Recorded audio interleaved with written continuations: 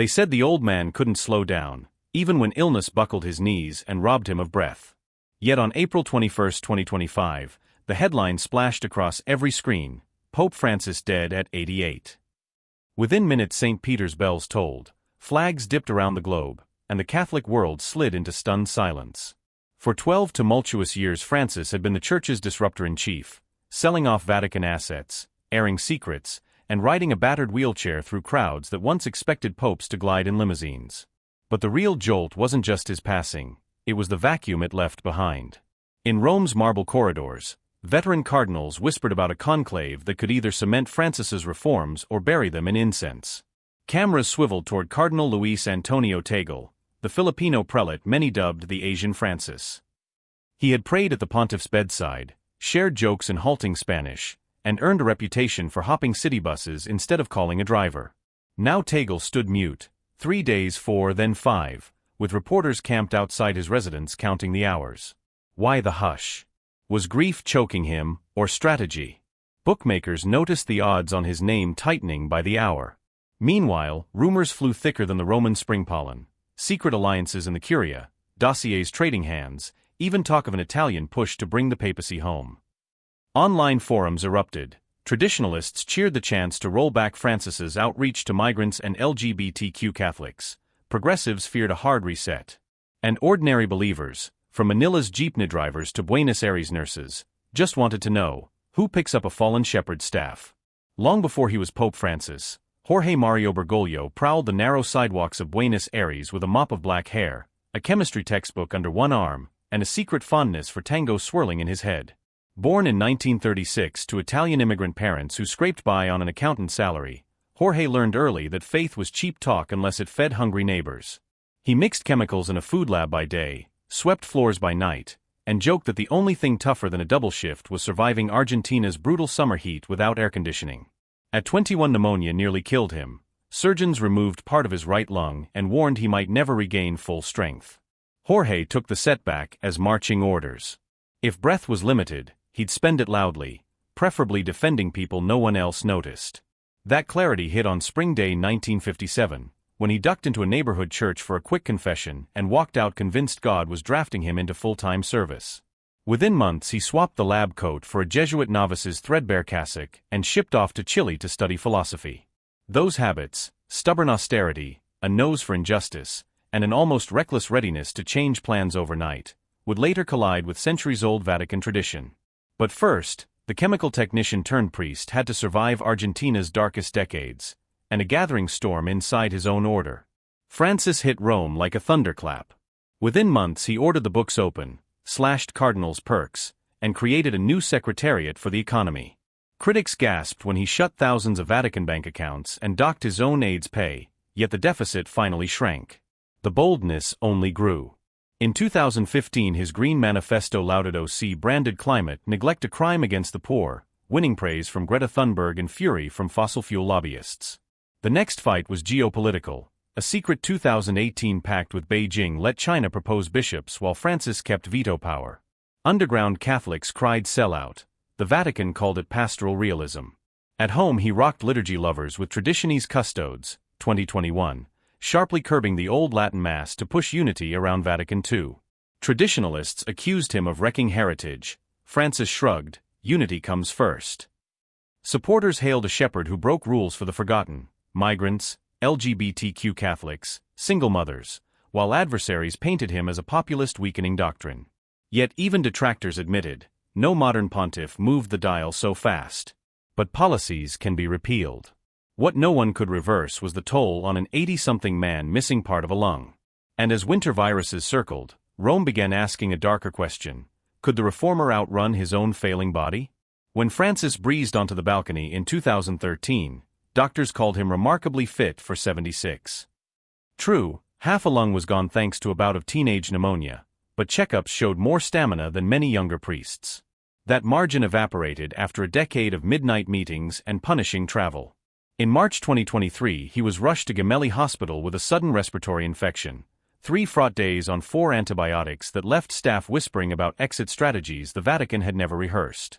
3 months later surgeons opened his abdomen to repair a painful hernia. Francis joked that the hardest part was staying still. Yet still he refused to slow. Chronic sciatica crippled his gait, but a wheelchair simply became his mobile pulpit.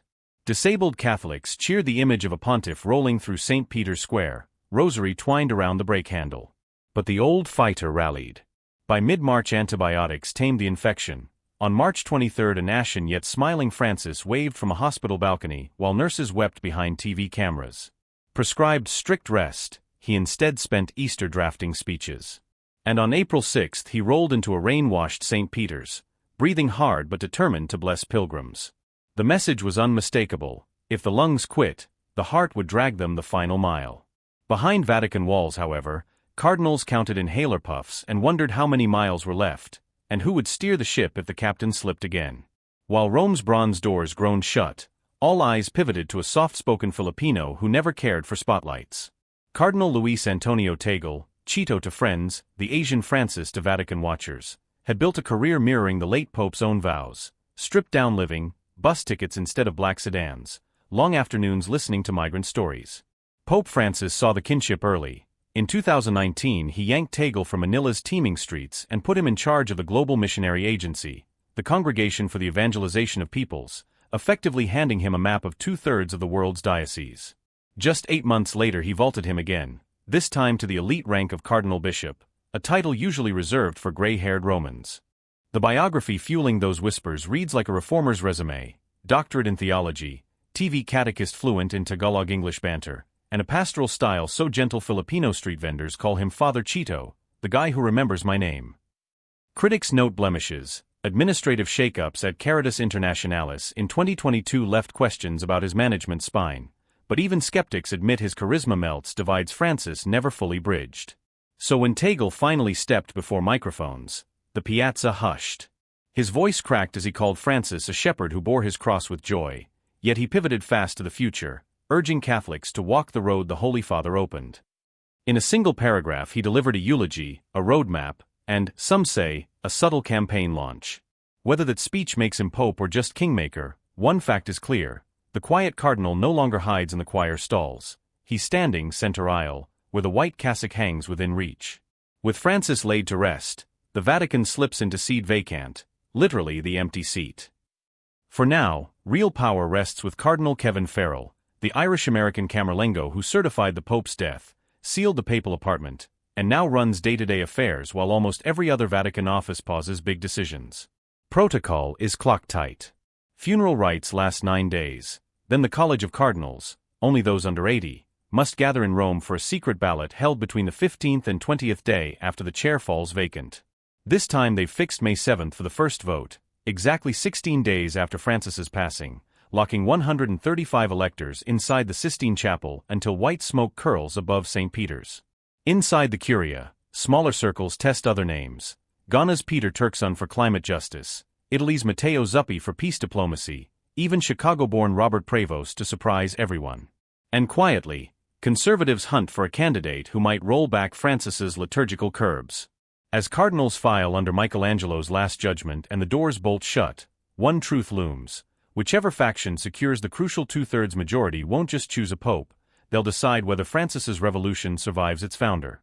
Next, we'll see how one speech and one legacy could sway those ballots before the first smoke signal. For 12 whirlwind years, Pope Francis proved that a pontiff could trade red shoes for scuffed loafers and still shake the pillars of St. Peter's. He sold off palatial apartments, kissed refugees' mud-stained feet, and wheelchair-bound, turned hospital corridors into mobile pulpits. In death, he leaves no tidy ledger, he leaves questions. Will the Church keep that ragged humility or snap back to silk and ceremony? Meanwhile, the Sistine Chapel echoes with speculation. Parolin's diplomatic polish, Turkson's prophetic edge, Zuppi's peace credentials, all compelling, yet none erase Tagle's simple power: a smile that disarms and a resume stamped with Francis's own signature. Should the Filipino cardinal emerge in white, the global South would see itself at the Church's summit for the first time. Latin America might feel its reformers' torch passed safely on. But conclaves have a way of outwitting every pundit who places a bet. So we wait for the chimney's ancient signal: black smoke for deadlock, white for destiny. Until then, one question hovers like incense over the Vatican courtyards: will the next pope dare to finish the revolution, or file it quietly into history? Drop your thoughts below. Who should shoulder Francis's unfinished work, and what change must come first? Because in the Catholic Church, every plume of white smoke is only the beginning of the next story.